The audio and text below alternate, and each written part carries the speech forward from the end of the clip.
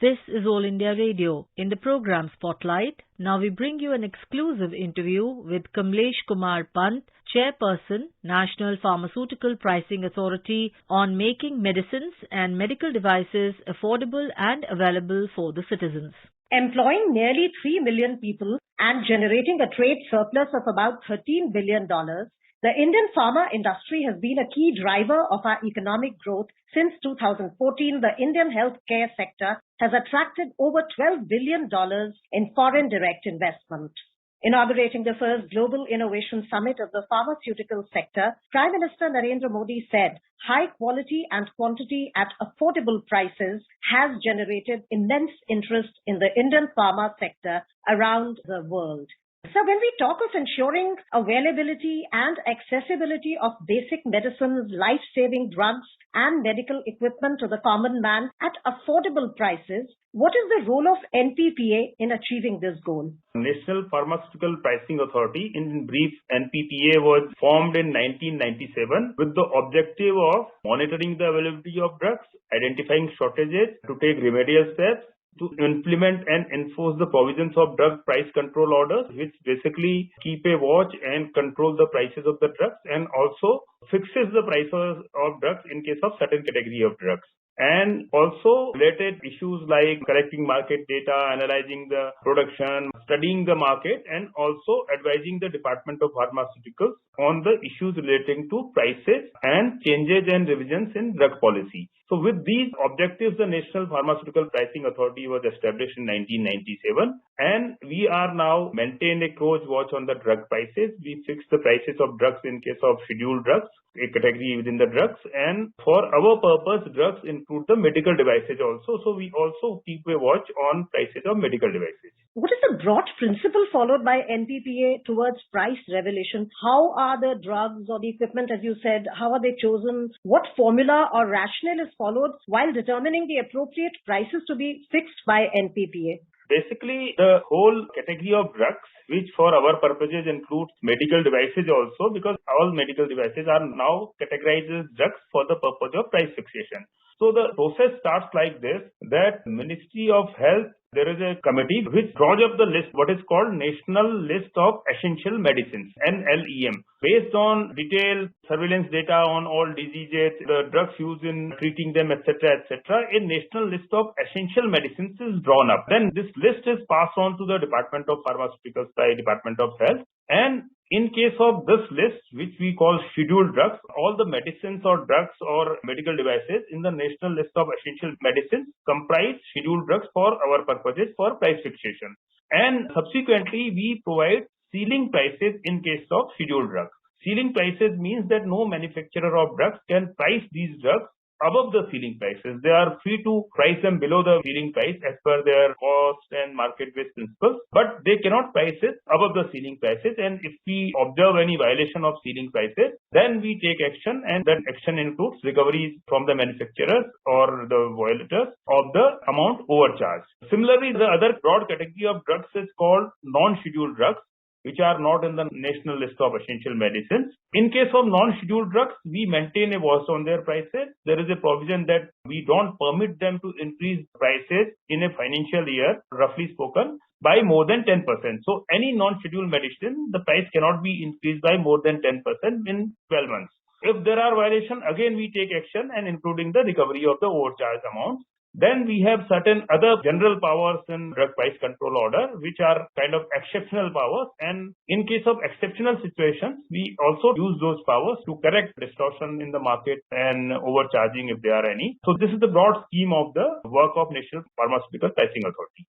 Branded medicines, especially those used to treat life-threatening diseases, are often very expensive. What is the current situation towards promoting generic medicines at reasonable rates to benefit the common man, especially the economically weaker sections of our society? If you could tell us more about this genre of generic medicines, which is being talked about a lot. India is a leader as far as production of generic medicines of good quality and affordable prices is concerned. There is often a lack of awareness among consumers that there are, in addition to branded medicines, good quality generic medicines at relatively quite affordable prices are also available in the shops. But the lack of awareness, people often go for higher priced and medicines of the same quality. They don't give any benefit in terms of pharmacological benefits or any other benefits, but they are just higher priced. So NPPA, although is not directly involved in promoting generic medicines as such, because our primary role is pricing, but under Department of Pharmaceuticals, there are various agencies, including the Jan Aushadhi Yojana, where, as far as I am aware, almost all district headquarters now have these Jan Aushadhi Kendras, where affordable and good quality generic medicines are available, and people can go to these shops and purchase affordable medicines of good quality at very, very reasonable prices. Apart from that, various state governments also sometimes take steps to promote generic medicines. That is in addition to this. What all medical equipment, for example, the often used ones like stents or prosthetics or pacemakers, are these included in the price control list? Because as we all know, disease knocks at all doors, whether it is a rich person or the very poor person. So in that context, are these medical devices covered in the price control? Yes, in fact, in 2020, all medical devices have been categorized as drugs for the purposes of price fixation, meaning thereby that the mandate or the provisions of drug price control order also applicable to medical devices. As I had mentioned, there are broadly two kinds of drugs, and since medical devices are also drugs, so there are, very broadly speaking, two kinds of medical devices in that sense. One is that scheduled ones and the non-scheduled ones. Same principle applies. Scheduled medical devices which are in the NLEM, which are in the schedule, we give ceiling prices for them, and non-scheduled medical devices, we monitor their prices and we don't allow more than 10% price increase in a period of 12 months. Apart from that, as I said, if you recall, during the COVID period, there were huge issues regarding availability of oxygen concentrators, pulse oximeters, and similarly some COVID-related equipment, including oxygen. NPPA, exercising its extraordinary powers given under DPCO, has taken steps to control the prices and margins in case of these devices also. So in that sense, medical devices are also under price control and are treated in a similar manner as drugs as far as price control is concerned. Highlighting the role of Indian pharma sector during the COVID-19 pandemic, you just mentioned the COVID-19 pandemic. Mr. Modi said by exporting life-saving medicines and medical equipment to over 150 countries during the initial phase of the pandemic and exporting more than 65 million doses of COVID vaccines to nearly 100 countries this year, the Indian healthcare sector has earned a global trust and is called pharmacy of the world. Do you feel the Indian pharma industry has immense potential both within the country and on a global level? Of course, Indian pharma is a huge success story as far as India is concerned. We are among the most reliable and quality producers of medicines at the very reasonable prices, and the whole world looks up to India when they look for quality and affordable medicines. Already it is one of the highest foreign exchange earners for the country also. Trade surpluses among the first 2-3 categories as far as pharma industry is concerned. And also the kind of medicines at the reasonable quality medicines that are available in India at a very, very reasonable and affordable prices. That is all because of the excellent work done in the Indian pharma industry. You can imagine Serum Institute had not been there in India, then what kind of vaccine availability would have been there. Similarly, even during peaks of COVID, all life-saving medicines except for a very, very short period, there were issues. But otherwise, all life-saving medicines, there are no shortage, no critical issues regarding medicines. So in that sense, Indian pharma has hugely served the nation and has huge potential going ahead also. And the theme of this IPA Summit on Innovation is that now Indian pharma has to upscale itself, go to a higher value creation regime where they should focus on innovations and cutting edge kind of medicines. Since generic medicines, they are already doing very well in case of generic medicines. So with innovation and new medicines and new molecules, categories called like biosimilars, etc., where there is huge scope. So Indian pharma now has to go up the value chain to realize its potential. There is a target. The current size of industry is around $40 to $45 billion. Now there is effort of the Department of Pharmaceuticals and government is to take the Indian pharmaceutical industry to the level of $120 to $130 billion by year 2030 from around $40 to $45 billion. That is the scale of Indian pharma industry right now. In short, there is a huge potential for Indian pharma industry to upscale, go into higher value chains and produce higher level medicines. And if that is done, the innovation is realized. If that is realized, Indian pharma has tremendous potential. I mean, from pharmacy of the world, we can also become the innovation hub of the world as far as pharma is concerned.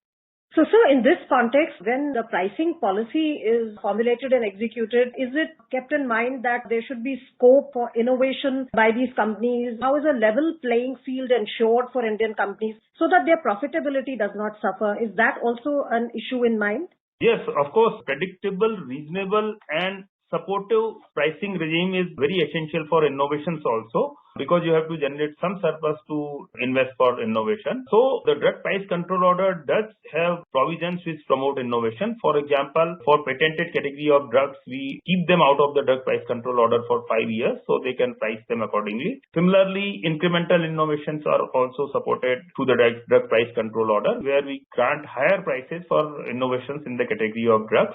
Similarly, Department of Pharmaceuticals is always in a process of upscaling or upgrading or improving the DPCO so that Indian pharma industry is supported, facilitated, and they can rise up to higher levels of higher value products and more innovative kind of products they can upgrade themselves into. Sir, you talked about monitoring shortages of medicines.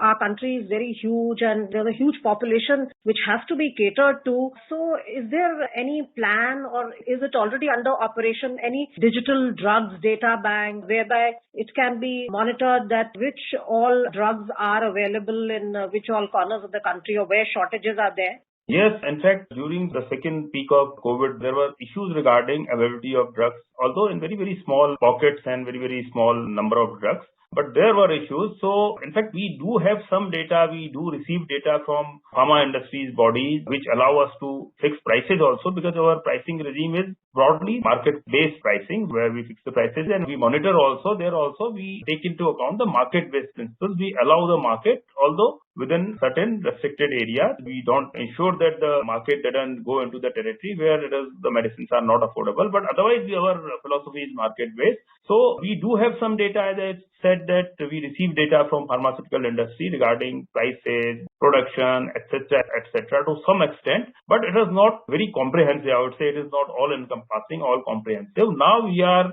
in a very early stage of developing some automatic digital interventions, whereby we intend to put in place a system where we will be able to, in the initial stage at least, receive data on availability of various drugs, whichever drug we want to kind of track the availability. We will be able to receive data from various districts from the right up to the retail shop level. Of course, the distributor and manufacturer level data also be included. So we are in the process of putting in place a system where we will be able to receive this data right up to the retailer level, so that we can ensure that at the reasonable level, at the district level at least, all the drugs which are in critical supply or where there is a likelihood of shortage, etc., we can track it and take corrective actions wherever required. Prime Minister Narendra Modi has stressed on the vision to create an ecosystem for innovation, which will make India a leader in drug discovery and innovative medical devices. He emphasized on ramping up domestic manufacturing of key ingredients for vaccines and medicines, saying this is one frontier that India has to conquer. Do you feel if we move forward on this path of innovation and self-reliance, we will be able to provide more and more affordable healthcare to all? Yes, exactly. With innovation and Atmanirbhar production of the key ingredients, affordability will definitely increase. Availability will also be better. I am sure that with Honorable Prime Minister's guidance, with his direction, the pharma industry will achieve new heights in the future and we will be self-reliant on key ingredients in the pharmaceutical industry. Sir, if anybody wants detailed information, where is it available readily? We have very useful NPPA website, which is nppaindia.nic.in, where all the facilities provided by NPPA, the work done by NPPA are available. It is useful both for manufacturers and common people also who want to get benefited from information on medicines, pharmaceutical areas and their prices. We have links for Pharma Jan Samadhan, which addresses any complaints regarding pharma prices also. Pharma Sahi Daam, which gives you information regarding right prices of the medicine. You can search for medicine prices also. So one can utilize that website for further information and many other services also. Thank you so much, sir, for this insightful and comprehensive discussion. Thank you. You were listening to an exclusive interview with Kamlesh Kumar Pant, Chairperson, National Pharmaceutical Pricing Authority, on making medicines and medical devices affordable and available for the citizens. This program was produced and presented by the News Services Division of All India Radio. You can listen to it on our mobile app News on AIR.